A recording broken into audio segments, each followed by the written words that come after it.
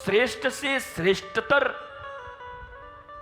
जीवन में परिणाम पाने के लिए श्रेष्ठ से श्रेष्ठतर उद्योग भी करना पड़ेगा।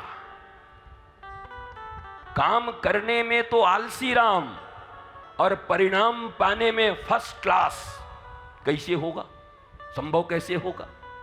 तो भागवत के कथा वाचन और श्रवण की पद्धति में श्री सुखदेव जी के अनुरूप जब धीरे धीरे हम रचने और बसने लगेंगे तो उसी के अनुरूप श्रीमद् भागवत का परिणाम हमारे जीवन, घर, गांव, समाज, देश और पूरी वसुधा पर और पूरे ब्रह्मांड पर पड़ेगा।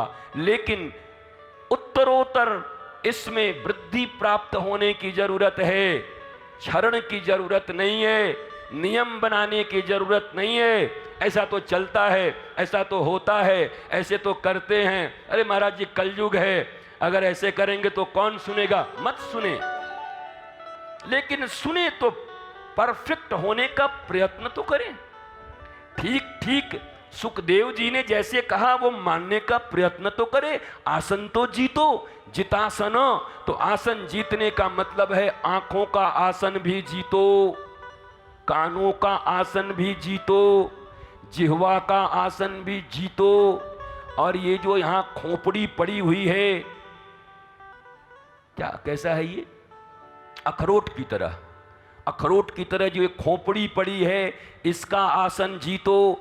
जितनी भी इंद्रियां हैं उनका आसन जीतो। तब इंद्रियों के आसन के पश्चात मन का आसन जीतो, तब गुरुजी हो जाएगा। नहीं नहीं, अभी बैठो, अभी सुखदेव जी और कुछ कह रहे हैं। बोले क्या कह रहे हैं? अब वो आप कह रहे हैं महाराज जी पहले दिन बता देते, अब छठा दिन बता के क्या करोगे? छठा दिन बता इसलिए रहा हूं कि जैसे भगवान सुखदेव ने कहा परीक्षित को कि परीक्षित भय क्यों करता है, समझ ले 7वां दिन हो गया होता, सर्प ने तुझे डस लिया होता, तक्षक ने, उस समय भी अगर गुरुदेव के रूप में मैं उपस्थित हो जाता और कानों में सिर्फ एक मंत्र फूंक देता तो सर्प का जहर तो बाद में चढ़ता, मुक्ति तुझे पहले मिल जाती। इसलिए तू चिंता मत कर। खटवांग जो भगवान राम के पूर्वज हैं उनको 48 मिनट का समय मिला और वो मुक्त हो गए। हमको 48 साल का मिला, तब भी हम भोगी और रोगी बने हुए। वो 48 मिनट में मुक्त हो और हम 48 साल में भी हमारा काम नहीं बन रहा। तो जितासना के बाद बोला जित संगो। खबरदार अपने परिवार के साथ बैठे तो और मित्र के साथ। सारी दुनिया में विवाह शादी में बैठ के प्रोग्राम बना करके 100 कचौड़ी खा लियो, लेकिन जब भागवत में आना तो रिश्तेदारों से 10 कदम दूर बैठना। ऐसी जगह बैठो जहां कोई न पहचाने महाराज।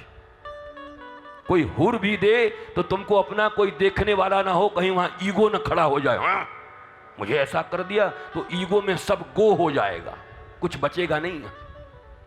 तो ऐसी जगह बैठो जहां तुम्हें कोई पहचानता नहीं, जहां कोई जानता नहीं। क्या मजाक है कि हमको कितने लोग जानेंगे तब हम वहां बैठेंगे? भागवत सुनने आए हो कि भगावत करने आए हो? भागवत और भगावत में अंतर है। भगावत भागो और भागवत ये अलग है। तो नियम तो ये कहता है जित संग, ऐसा संग करो जो संग परमात्मा की ओर तुम्हें गति प्रदान करे। अब बताओ, अपने मित्र के साथ सास बहू ननद मौसी काकी बुआ चाचा इनके साथ बैठ के भागवत सुन पाओगे? तुम्हारा मन भी होगा। तो काफी समय हो गया, महाराज जी का गला बैठ गया है क्या? कितना दिन से कथा कर रहे हैं? अरे चुप कर मैया, जो सुन रहे हो वाको तो सुनवे दे। गला बैठ गए, हम ही बैठ गए हैं तो गला नहीं बैठेगा? हम कोई खड़े हैं? जब व्यास ही बैठ गया है तो गला भी बैठ गया होगा। इसमें कौन सी बड़ी बात? बैठा हुआ होगा। तो पहचान के लोगों के साथ मत बैठो मैया। मैं सत्य कहता हूं, अगर भागवत के आनंद आह्लाद और कृपा को प्राप्त करना है तो धीरे से, घर में कोई पूछे आज जानो है, बोला आज ना ही जानो है, जैसे वो कल बोल रहे थे आनो है, तो बोला आनो है तो अब जानो भी है। कोई कहे जानो है, बोला हमें ना जानो है। और जब वो धीरे से आ जाएं तो पीछे से तुम भी कुंडी चढ़ाए के और एकदम पीछे चुपचाप बैठ के पेड़ के पास टकटकी लगा के और 3.5 घंटा भागवत का अमृत पीकर जाकर आनंद और आह्लाद के साथ अपने घर में बैठो, मौज करो। ये गुट बनाकर आने से कुछ नहीं होगा, ये गुटबाजियां नहीं चलेंगी, यहां कुछ नहीं होने वाला।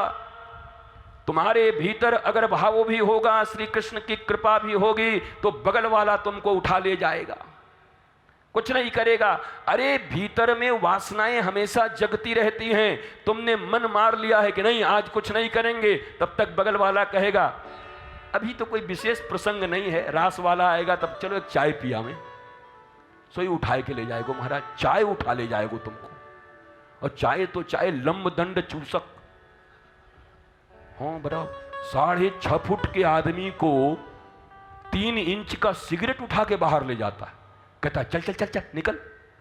और ये बेचारा 5.5 फुट का आदमी अब भीगी बिल्ली बना हुआ है उसके सामने, वो जब कहता है तो बाहर चला जाता है, पान वाला बाहर चला जाता है, चाय की वो प्याली बुलाती रहती है।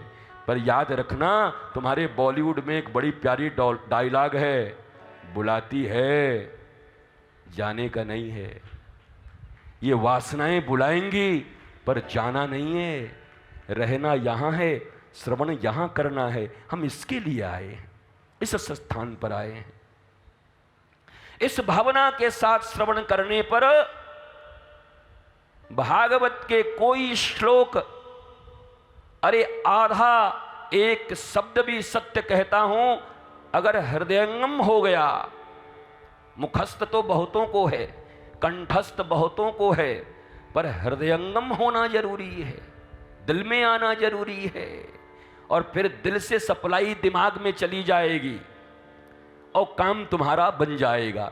तो इस प्रकार से भागवत का श्रवण करने आना चाहिए।